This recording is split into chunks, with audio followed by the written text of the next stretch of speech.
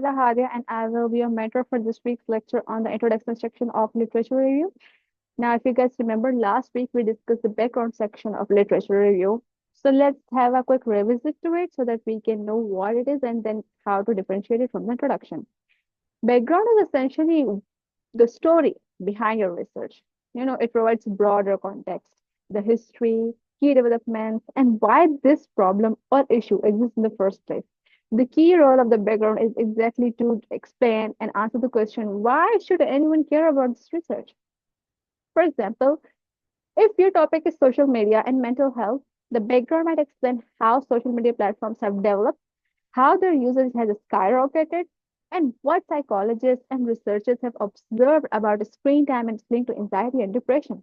It can include statistics, reports, and surveys, right? Now, in contrast to this, coming to the introduction part, introduction moves from general to specific. Like imagine a funnel.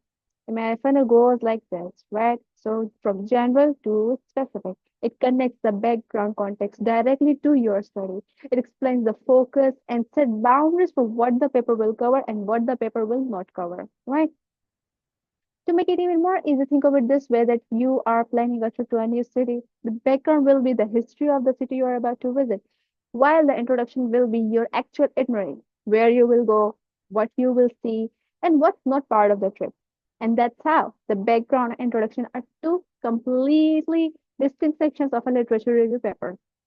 Now, before jumping to the structure of the introduction, let me share some advices that will make the writing process smoother. Two to three advices, actually. First, always assume that your reader is intelligent but not an expert.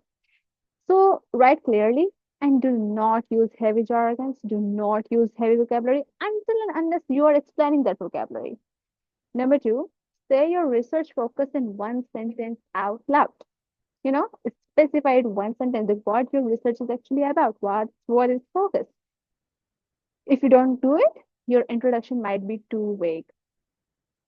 Thirdly, ask yourself as a writer that right now, am I giving context or focus of the study? You know, this will help you separate the two. Context means the background and focus means introduction. Lastly, you know, it's important to keep the flow. So always move from broader background to the specific introduction, ensuring that your writing feels logical and easy to follow, right? There should not be sudden breaks and there should not be long gaps or confusing information in between. It should have from broader, a smooth way from broad to specific focus, right? Making it easy to follow that what your research is about. Now that we have done with this few advices, let's get into the steps of writing introduction. First step is hook. By the word is very self-explanatory. Hook is something which makes you stop, make you stuck at one point. So you would need an hook to start your introduction, starting with something that actually captures the attention, a surprising fact, a thought-provoking question, or a striking statistic. Like, for example, here it's written 21% of kids in America experience obesity. This means that one in five kids are overweight for their age. Now, that's the statistics that you have mentioned, which is grabbing the attention of the reader. Another way could be that, did you know that one in five children in the US is overweight for their age? Now, what I did was I changed it into a question, which again is a hook, grabbing the attention of the reader. And it immediately signaling your reader that this paper is going to talk about childhood obesity. Moving next is the topic sentence. It is really important. Again, very much self-explanatory that it's going to tell the readers about the focus of the study, what your paper is about. And it has to be precise, right? And it has to be clear, not quick. A weak topic sentence will be, this paper is about obesity. I mean, I still get a lot of questions. A strong one will be, this research and this review will examine how obesity affects children's mental and physical well-being. Now I have specified that what effects are we talking about? Obesity's effect on mental as well as physical well-being and in who? In children. Our focus is actually they are laid there, giving a really good base And now the readers know what research is about.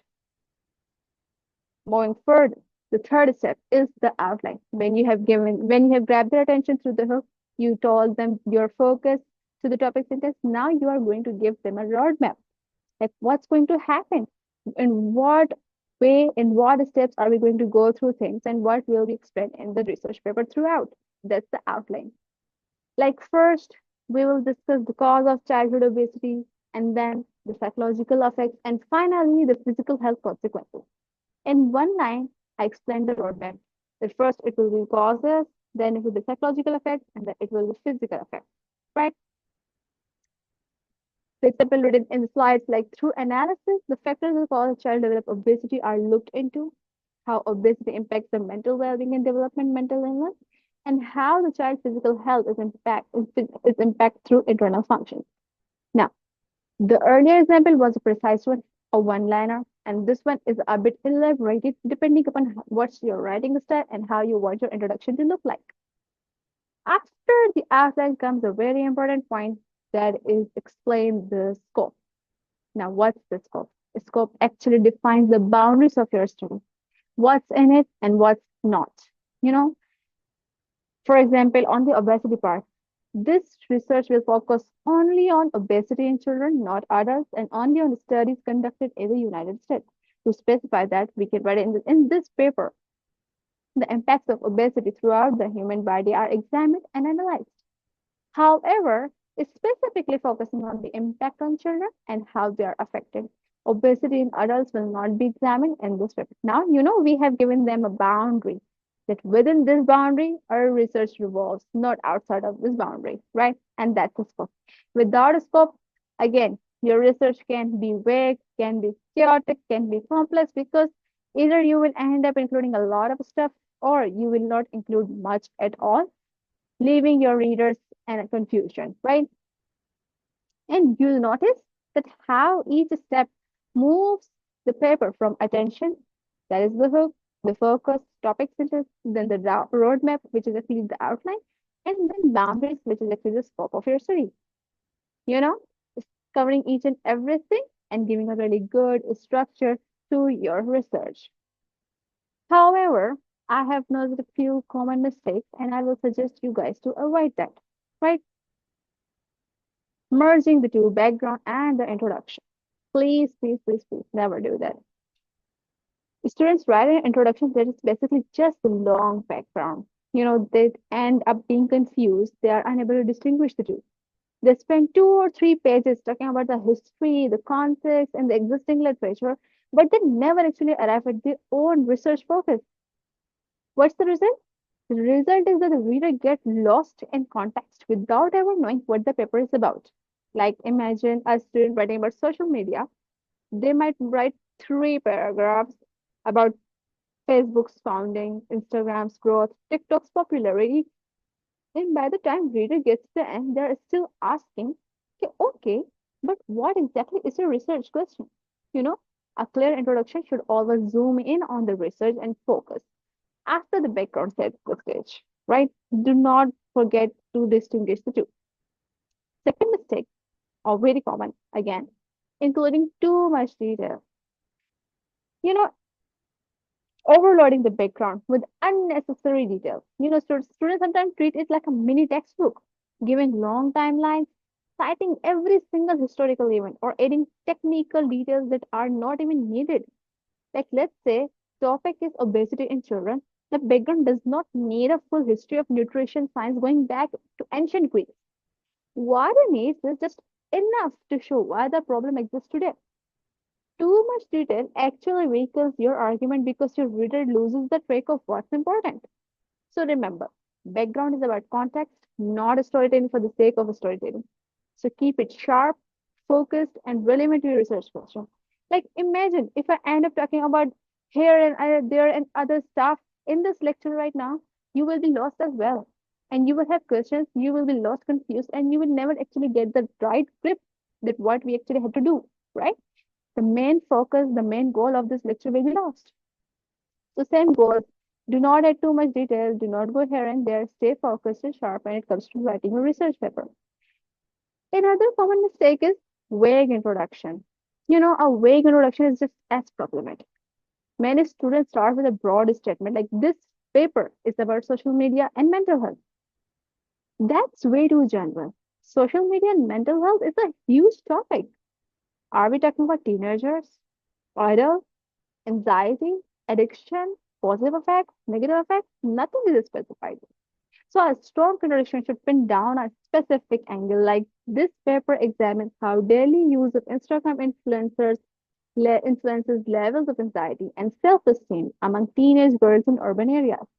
Now you see, we have actually narrowed it down that what social media platform are we talking about, what mental health condition are we talking about, in which areas, what gender, like we have specified teenage girls here, right?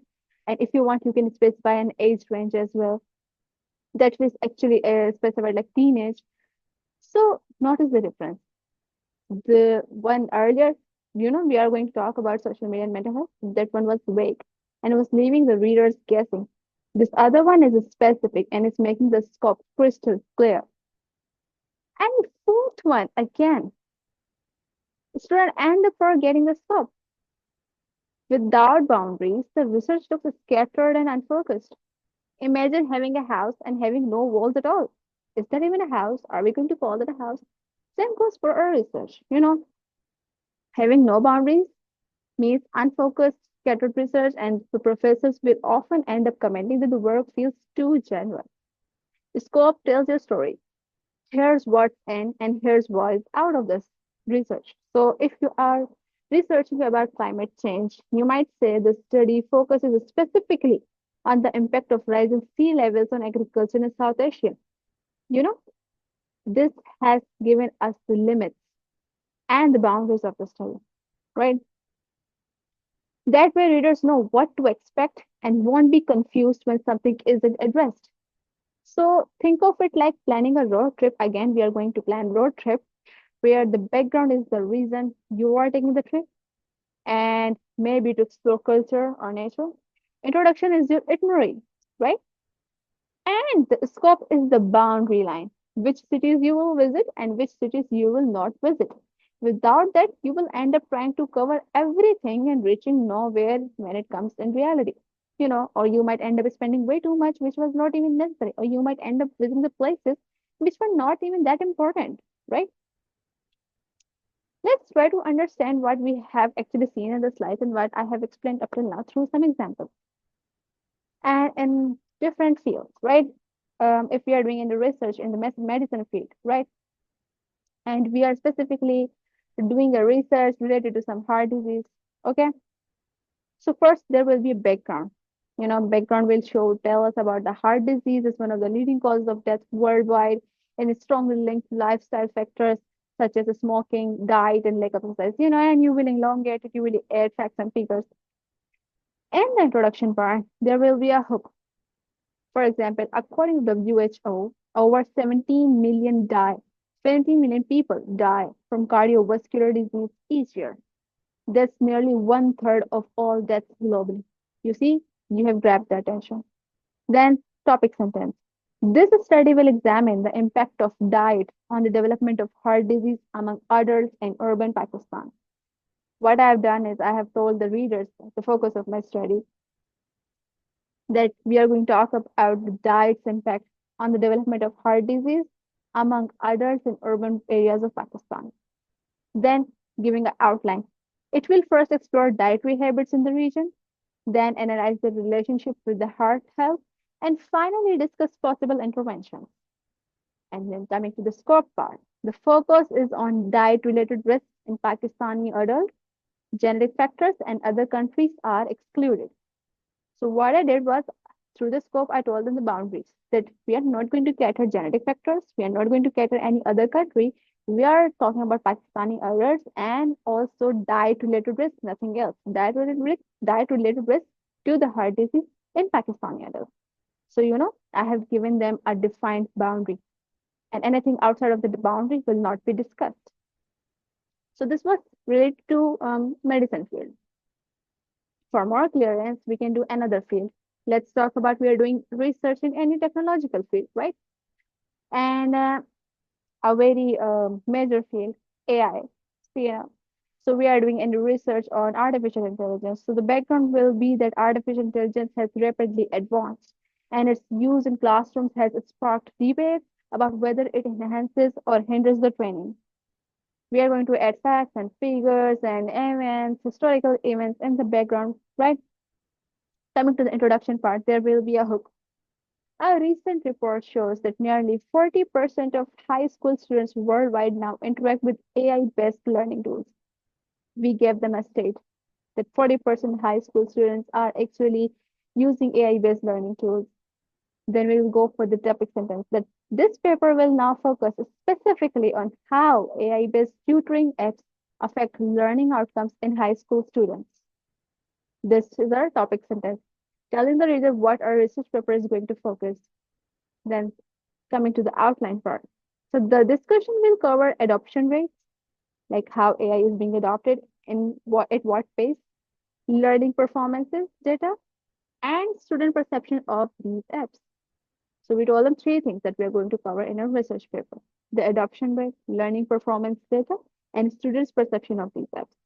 Coming to the scope part, the study centers on AI tutoring apps in high school, higher education, and workplace trainings are not examined. Now you see, in today's world, AI is being used in a lot of places, in workplaces as well. So we have actually defined our boundaries that we are just talking about AI tutoring apps, not every AI, not ChatGPT, not Grok, not DeepSeek, just tutoring apps, and that too in high school. So any higher education, any workplace, and any other advanced AI app other than tutoring app is not being discussed. That's a defined boundary, right?